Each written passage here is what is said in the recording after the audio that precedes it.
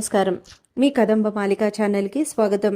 దయచేసి మా ఛానల్ని సబ్స్క్రైబ్ చేసుకొని లైక్ చేసి షేర్ చేయండి. చాలామంది చూస్తున్నారు కానీ సబ్స్క్రైబ్ చేసుకోవట్లేదండి. దయచేసి సబ్స్క్రైబ్ చేసుకొని మాకు సపోర్ట్ అందించండి. Thank you. మనం హరివిల్లు అనే కథ చెప్పుకుంటున్నాం కదా, దానిలో 5th పార్ట్. మొన్నాడు భరత్ మామూలుగానే ఉన్నాడు. చందన కూడా రెడీ అయి హ్యాండ్ బ్యాగ్ వేసుకొని ఆనందంగా ముఖంలో ఏదో కళతో డైనింగ్ టేబుల్ దగ్గరికి వచ్చి గుడ్ మార్నింగ్ ఎవ్రీబడి అంది. రాత్రి అంతలా ఏడ్చిన చందన నవ్వుతూ వచ్చి వత్సల బుగ్గ మీద ముద్దు పెట్టి కంగ్రాచులేషన్స్ డార్లింగ్ అంది. మెట్ల రైలింగ్ దగ్గరకు వచ్చి భరత్ అక్కడ నుంచోని ఆనందంగా ఉన్న వాళ్ళందరినీ చూస్తూ నుంచున్నాడు. వత్సల చందనని కౌగిలించుకొని థ్యాంక్ యూ అంది. ఏయ్ అయినాయా అలకలు అన్నాడు జై. నాకెవరి మీద అలక లేదు అంది. జై పక్కన టేబుల్ దగ్గర తను కూడా కూర్చుంటూ. దీపిక కూడా వచ్చింది.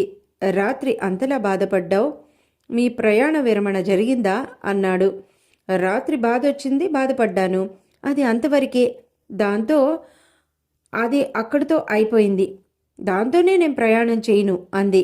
ఓ, అందుకే అన్నాను తిక్క బాస్కి తిక్క సెక్రటరీ అని. అందరూ నవ్వారు. ఏయ్ నన్నేమన్నా అన్ను, మా బాస్ అంటే మాత్రం ఊరుకోను అంది. ఎందుకో పాపం అన్నాడు. హీజ్ ఎ గుడ్ జెంటిల్మెన్ అంది. పైన భరత్ పెదాల మీద నవ్వు విరిసింది. అవునవును అన్నాడు జై. అవును, ఇంతకీ నీ మనసెలా మారింది అన్నది విజ్జి. యా అవును, ఇది అసలు పాయింట్, చెప్పు అన్నాడు జై. బాస్ చెప్పారు పైన భరత్. అబ్బా ఆపే చందన, వాళ్ళందరికీ అన్నీ చెప్తావా లైవ్ టెలికాస్ట్ లాగా? నువ్వు చిన్నపిల్లవా పెద్ద పిల్లవా అని అనుకున్నాడు మనసులో. ఏమని అన్నారు అందరూ ఒకేసారి. చూడు, నేను ప్రేమికులకు వ్యతిరేకిని కాను.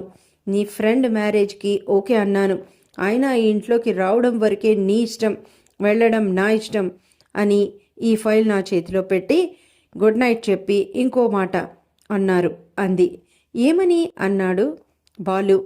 మీ నాన్న ఏదన్నా అంటే కోపంలో ఇల్లు వదిలి వెళ్ళిపోతావా, పిచ్చి వేషాలు మాని పడుకో అన్నారు. విన్నావా అంది వత్సల. వినక తప్పలేదు. నిజమే కదా, మా నాన్న తిడితే కాసేపు ఏడుస్తా, కాసేపు అలుగుతా. అమ్మా నాన్నని వదిలి ఎక్కడికి వెళ్ళం కదా. ఇప్పుడు బాస్ ఫుడ్ పెట్టి షెల్టర్ ఇచ్చి ఆదరించి అన్నీ చేస్తుంటే ఏదో కోపంలో ఒక మాట అంటే వెళ్ళిపోతానా అంది. ఓ హియర్ హియర్ అన్నారందరూ. భరత్ నవ్వుకున్నాడు. జై చందనని చూసి ఓ మై స్వీట్ గర్ల్, నేను నిన్ను పెళ్లి చేసేసుకుంటా అన్నాడు. దీపిక చూడు, మీ ఆయన నన్ను పెళ్లి చేసుకుంటాడంట, అంత కూల్గా కూర్చున్నావు, చెవు మెలిపెట్టక అంది. అంత సీన్ లేదులే చందు అంది దీపిక. ఏం చందు, నేను నీకు నచ్చలేదా అన్నాడు జై. పర్వాలేదులే, బానే ఉన్నావు, వైట్ మంకీలా అంది. ఏయ్ నన్ను వైట్ మంకీ అంటావా అన్నాడు.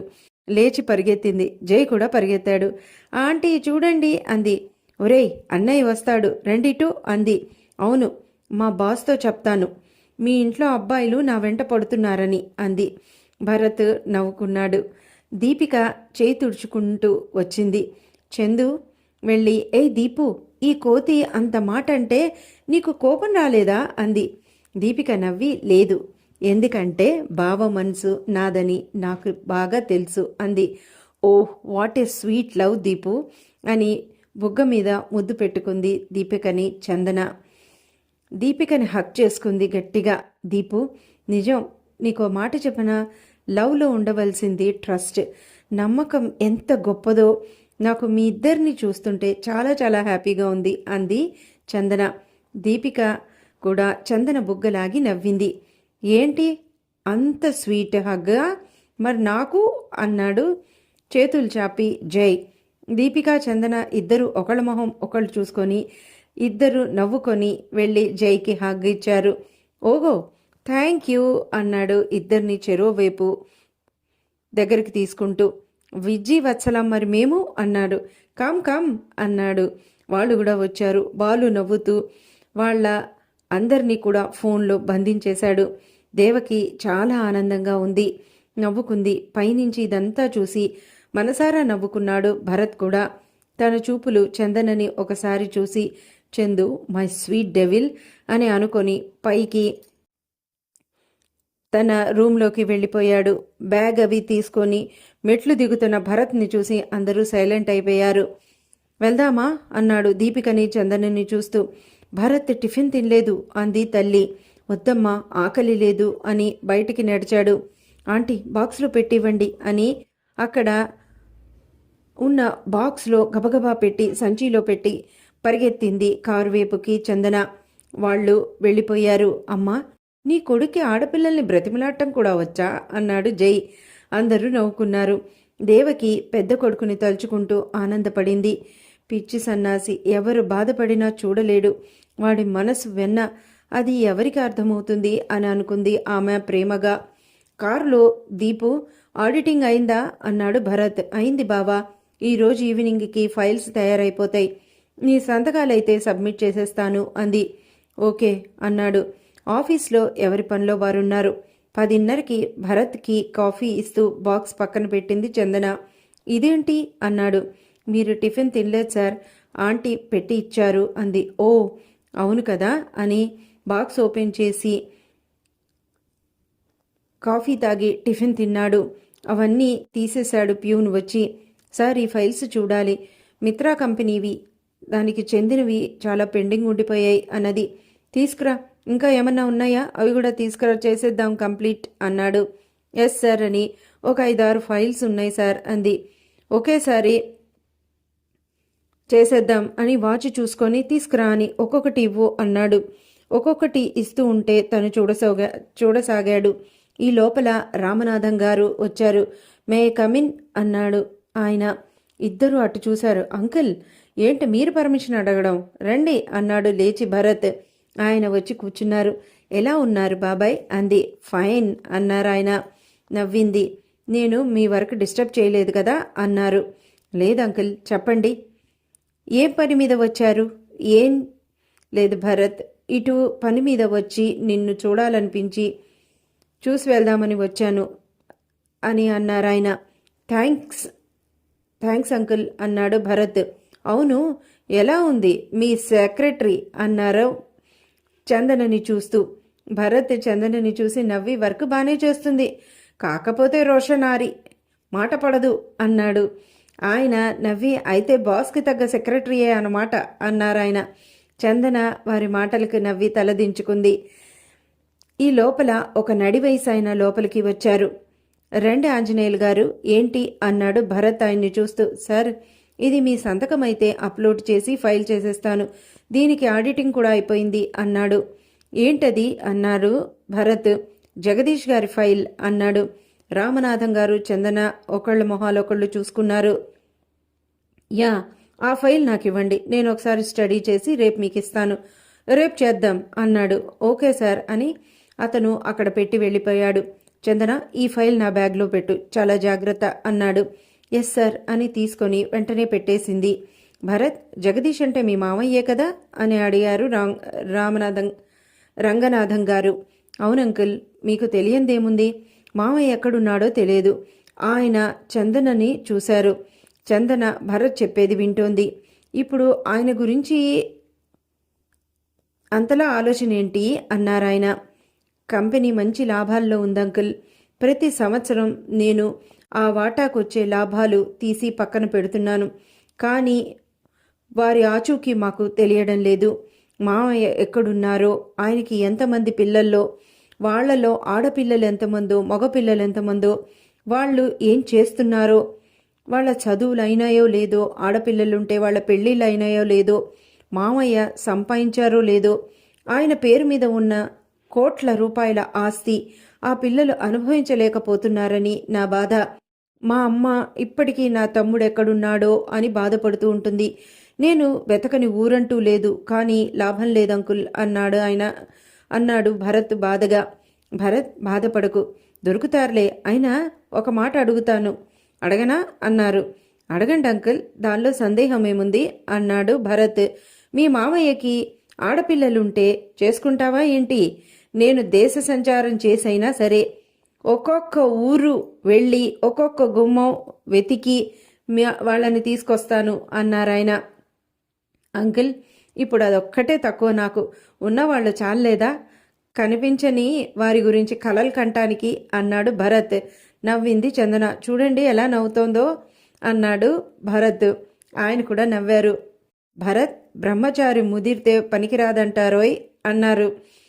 అన్నవాడిని చేసుకోమనండి అంకుల్, నాకైతే ఇప్పుడు ఆ ఉద్దేశం లేదు. ఆఫ్టర్ 2 years అన్నాడు భరత్. భరత్ అప్పటికి 32 years వచ్చేస్తాయి అన్నారు. నవ్వాడు. పెళ్లి చేసుకొని మిగతా పిల్లలు పెళ్ళిళ్ళు ఉన్నాయి కదా అంకుల్, నేను పెళ్లి చేసుకుంటే ఎలాగా? నో అంకుల్, రోజులు మారాయి, ఆడపిల్లల అభిప్రాయాలు కూడా మారినాయి. మగవాడు ఎంత కష్టపడినా సరే తన బాధ్యతలను నెరవేర్చాకే ఇవన్నీ చేసుకోవాలి. మొగుడు కావాలి, బాధ్యతలు కావు, ఆస్తి కావాలి, అత్తగారు వద్దు. పోనీ ఇవన్నీ గొంతెమ్మ కోరికలు తీర్చినా నా వీక్నెస్, నా ఫ్యామిలీ వాళ్ళని వదిలి నేను ఉండలేను. ఇప్పుడు ఒక అమ్మాయిని ప్రేమించి పెళ్లి చేసుకొని తనకి గిఫ్ట్స్ కొనిచ్చి కార్లలో తిప్పే ఓపిక, టైము రెండూ నాకు లేదు. ఆవిడ గారి రాకని లాస్ట్లో పెట్టాను. అందుకే బాధ్యతలు అవుతాయి కాబట్టి ఎదురుగా కూర్చున్నా మంచి మొగుడు నవ్వచ్చు అన్నాడు భరత్ నవ్వుతూ.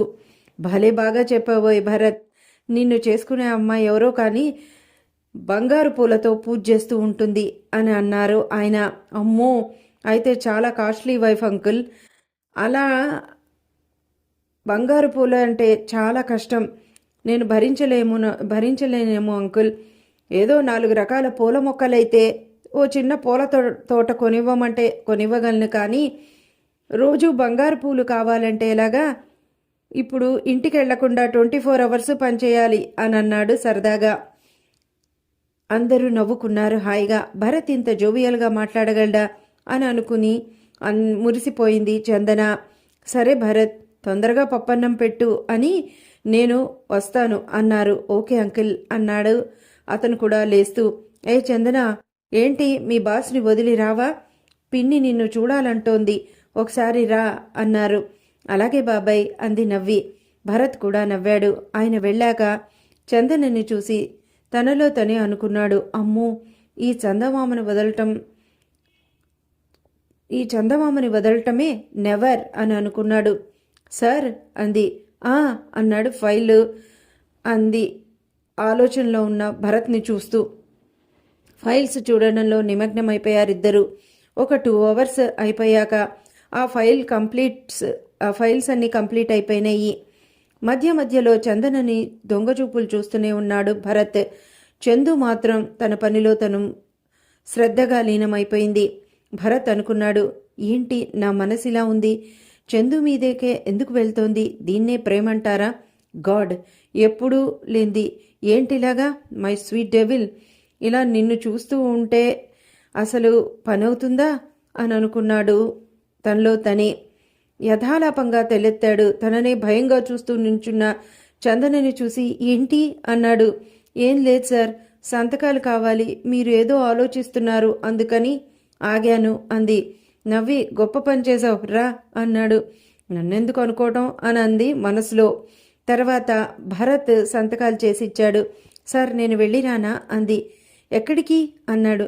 మీరే ఈ ఫైల్ పుట్టప్ చేయమన్నారు సార్ అంది అయోమయంగా. వెళ్ళు అన్నాడు. చూసి అతన్ని వెళ్ళిపోయింది. రౌడీ పిల్ల నన్ను ఇలా కట్టిపడేస్తోందేంటి? బీ కేర్ఫుల్ భరత్ అని అనుకున్నాడు తనలో తనే భరత్. అలా రోజులు అందరికీ ఆనందంగా గడవసాగాయి. ఆ రోజు చాలా ఆనందంగా ఉన్నారు అందరూ. డాబా మీద కూర్చున్నారు. భరత్ కూడా ఉన్నాడు. వరుసగా హాలిడేస్ రావడంతో అందరూ ఎంజాయ్ చేస్తున్నారు. దీపిక, విజ్జీకి కాబోయే భర్త మోహన్, డేవిడ్లు కూడా వచ్చారు. మేడ మీద అందరూ సరదాగా గడుపుతున్నారు. క్యారమ్స్ ఆడారు, హౌసీ ఆడారు. భరత్ క్యారమ్స్ ఆడడు, అతనికి అది నచ్చదు. హౌసీలో చందన గెలిచింది. జై తీయ డబ్బులు అంది. అది కండక్ట్ చేసింది జయ్యే, అందుకని నా 1000 రూపాయలు నాకు ఇవ్వు అంది. లాస్ట్లో ఇస్తాను అన్నాడు. అమ్మా, నిన్ను నమ్మను, ఆహారం దగ్గర వ్యవహారం దగ్గర ఖచ్చితంగా ఉండాలి, ఇవ్వు, నా 1000 రూపాయలు నాకు ఇచ్చేయి అంది. ఛీ రాక్షసి అన్నాడు. అందరూ నవ్వారు. మీ బాస్ నీకు జీతం ఇస్తున్నాడుగా, అయినా ఈ 1000 రూపాయలకి కూడానా అన్నాడు. మా బాస్ ఇస్తోంది నా వర్క్కి జీతం అంతే, ఇది నా ప్రైజ్ మనీ అంది. మొండి మొండి బాస్కి మొండి సెక్రటరీ అన్నాడు. భరత్ని చూసి చూడండి బాస్, మనల్ని మొండి వాళ్ళు అంటున్నాడు అంది. చెవి మెలేద్దాంలే అన్నాడు భరత్ నవ్వుతూ. అయితే ఆ పని మనిద్దరికన్నా ఒకళ్ళు బాగా చేయగలరు అంది. ఎవరు అన్నారు. దీపికను చూసింది. చందు. అందరూ నవ్వారు. నిన్ను అనే చిన్న దిండు ఉంటే తీసి విసిరాడు జై. దీపిక, ఇవన్నీ ఇప్పటి నుంచే లెక్కేస్తాం. ఏం గాయస్ అంది. అవునవును అన్నారు అందరూ. ఈ మొట్టికాయలన్నీ పెళ్ళైనాక వెయ్యాలి అంది. అదేంటి పెళ్ళైనాకెందుకు అన్నాడు డేవిడ్. అప్పుడైతే ఎక్కడికి పారిపోలేడుగా అంది చందన. అందరూ నవ్వారు. భరత్ చందననే చూస్తూ కూర్చున్నాడక్కడ. అలా రకరకాలుగా మాటలు సాగినాయి. తల్లి దగ్గరగా కూర్చొని ఉంది చందన. అది గమనించాడు భరత్. తల్లి చెవిలో ఏదో చెప్తూ ఆవిడ్ని కూడా నవ్విస్తోంది. ఇంతలో అక్కడొక సీరియస్ టాపిక్ అరైజ్ అయింది. ఇదండి ఇప్పటి వరకు. ఆ నెక్స్ట్ పార్ట్లో ఆ సీరియస్ టాపిక్ ఏంటి, ఆ టాపిక్లో చందన ఏం మాట్లాడదలుచుకుంది అనేది ఆసక్తిగా ఉంటుంది. తర్వాత ఎపిసోడ్ మిస్ కాకుండా వినండి. ఇప్పటి వరకు మా ఛానల్ని సపోర్ట్ చేస్తున్న అందరికీ కూడా ధన్యవాదాలు. Thank you.